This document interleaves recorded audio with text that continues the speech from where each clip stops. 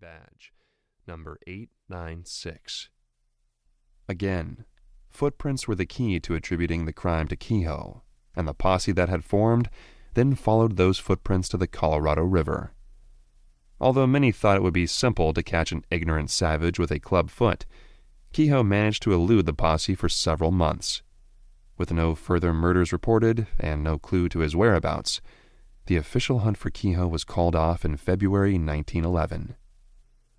Over the years that followed, several thefts and murders occurring along the Colorado were attributed to the renegade Indian hiding in the canyon. Canyon Charlie, a well-known 100-year-old blind Indian who had little to steal, was found dead with a pickaxe wound to his head. 2 Ginnie Springs miners were found shot in the back. 2 prospectors had also been shot in the back, while one had also had his head smashed in with what appeared to be an axe handle that was found upriver. The body of an Indian woman who had been gathering firewood, also shot, had been found near the river by her family. Maud Davis, the wife of a miner at the Chagically mine, was also murdered by a shotgun wound to the chest. Among the items that Kehoe was accused of stealing were basic provisions like food and clothing, guns, cookware, trinkets, silver pieces, and from the miners and prospectors, gold nuggets. Although not all that was attributed to him held any evidence that it was indeed Kehoe who had committed the crimes, his ability to elude authorities had made him a legend. And in 1919, when the body of Maud Davis was found, his original bounty of $1,000 was tripled. A good Indian is a dead Indian, the papers announced. Posses were again formed, but individuals bent on collecting the $3,000 reward also traversed the mountains, intent on finding the renegade. But Kehoe wasn't to be found. It was as if he'd become part of the mountainous desert terrain from which he had come. A decade passed before Kehoe was seen again. In 1930, with Las Vegas bustling with the men, women, and children who'd set off across the country to find work at the Hoover Dam project, set to begin in Black Canyon, Kehoe was seen walking down Fremont Street.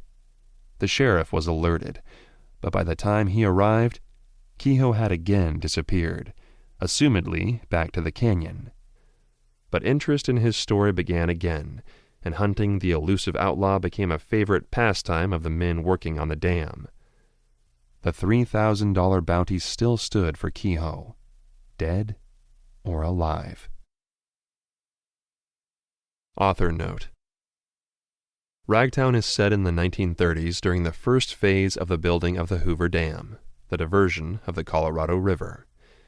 Many of the characters in this book are not wholly invented, but come from actual dam workers and their families. Their circumstances and actual events were gleaned, in part, from interviews and recorded oral histories.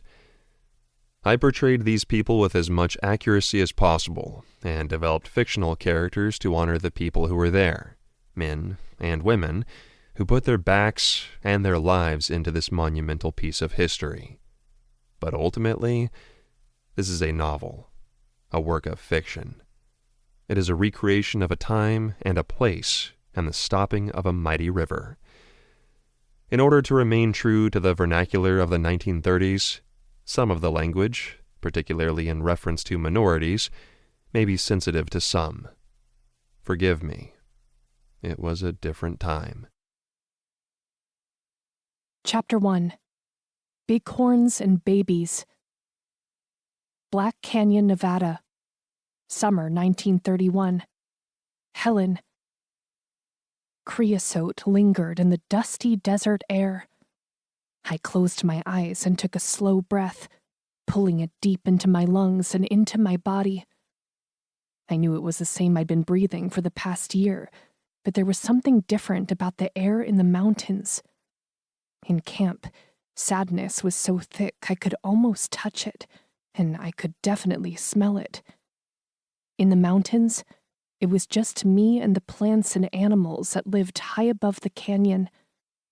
Everything was fresh and natural. It smelled like freedom.